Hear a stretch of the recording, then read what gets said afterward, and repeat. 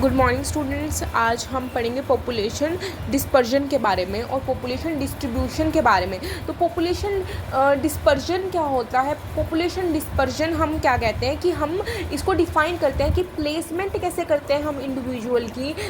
It is a placement of individual. जैसे कि एक इंडिविजुअल है, वो कुछ पॉपुलेशन के अंदर रह रहे हैं, तो उन इंडिविजुअल्स की हम प्लेसमेंट कैसे करेंगे, उस ग्रुप ऑफ इंडिविजुअल्स के हम प्लेसमेंट कैसे करेंगे उस हैबिटेबल एरिया में। Like it is a habitable area. ये एक पूरा हम मान लेते हैं हैबिटेबल एरिया। इस पूरे हैबिटेबल एरिया के अंदर हमने ईच वर्ड्स की कैसे हमने क्या किया, प्लेसमेंट किया। उस तरीके से इस एक पूरा हैबिटेबल एरिया है और उस हैबिटेबल एरिया में हम कैसे किसी की प्लेसमेंट करते हैं, उसको हम पॉपुलेशन डिस्ट्रीब्यूशन कहते हैं और पॉपुलेशन डिस्पर्जन कहते हैं।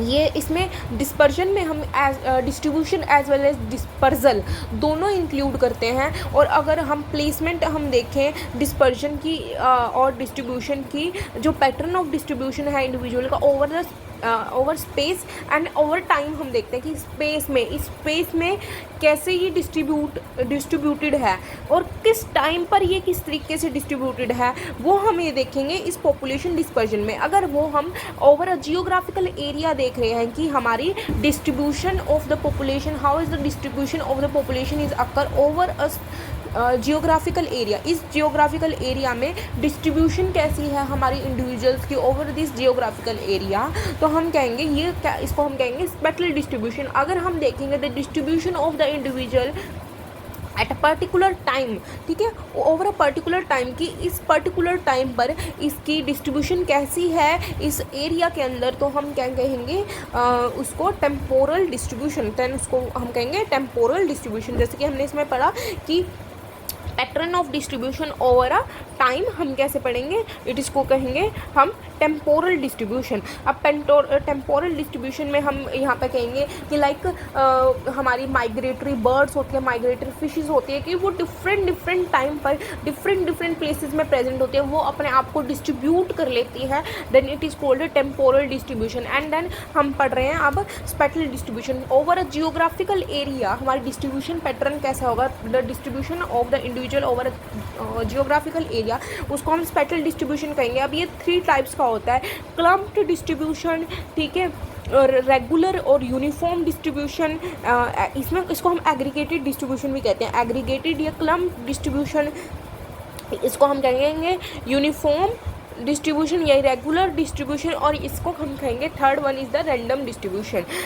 अब क्लम्प डिस्ट्रीब्यूशन हमारा कैसे होगा? क्लम्प डिस्ट्रीब्यूशन की अगर हमारे पास एक जियोग्राफिकल एरिया, लाइक हमने ये क्या किया, ये एक जियोग्राफिकल एरिया लिया, इस जियोग्राफिकल एरिया में जो रिसोर्सेज हैं वो अनइवनली डिस्ट्रीब्यूटेड हैं in the form of patches distributed है। लाइक यहाँ पे डिस्ट्रीब्यूशन है रिसोर्सेज का, यहाँ पे डिस्ट्रीब्यूशन है रिसोर्सेज का, यहाँ पे रिसोर्सेज है, यहाँ पे रिसोर्सेज है। तो अब इंडिविजुअल कहाँ आकर रहना पसंद करेंगे? जहाँ पर रिसोर्सेज प्रेजेंट है, जहाँ उन्हें शेल्टर मिल रहा है, जहाँ उन्हें फूड मिल रहा है, जहाँ पे उनको रिप्रोडक्शन करने की कैपेसिटी अच्छी मिल रही है।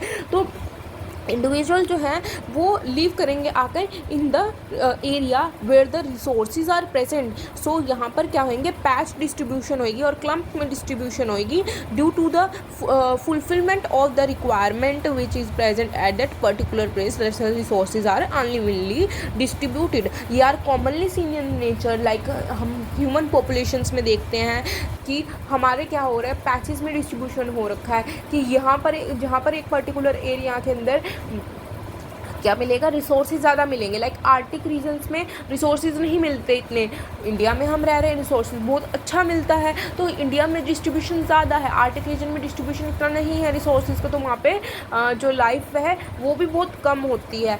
फॉरेस्ट एरिया के अंदर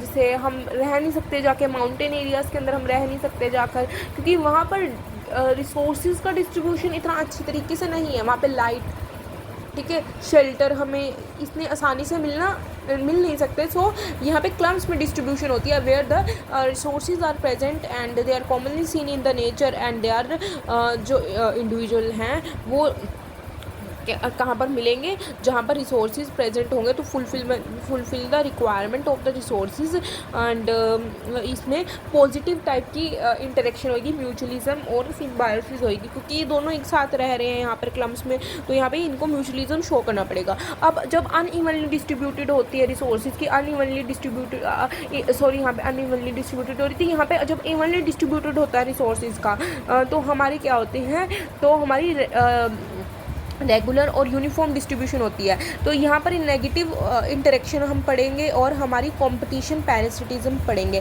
ये भी मैं बताऊँगी कि क्यों हम यहाँ पे नेगेटिव इंटरेक्शन बोल रहे हैं, क्योंकि इवनली डिस्ट्रीब्यूटेड हो रहा है रिसोर्सेज का, तो हमारी पॉपुलेशन भी इवनली ही डिस्ट्रीब्यूटेड होएगी। लाइक यहाँ पर ये कॉमनली नेचर में सीन नहीं होता, बट यहाँ पे जो मैन मेड रिसोर्सेज है, लाइक हमारी क्रॉप फील्ड, एग्रीकल्चर फील्ड, वहाँ पर देखने को हमें मिलता है। लाइक इसमें हम जो पेंगुइन्स होते हैं, पेंगुइन्स में हमारी एक इवनली डिस्ट्रीब्यूशन पर चलते हैं to form the territorial defence. Territorial defence बनाने के लिए वो क्या करते हैं, इवनली डिस्ट्रीब्यूटेड होकर चलते हैं। एंड देन यहाँ पर हम एक एग्जांपल पढ़ेंगे एलिलोपैथी का,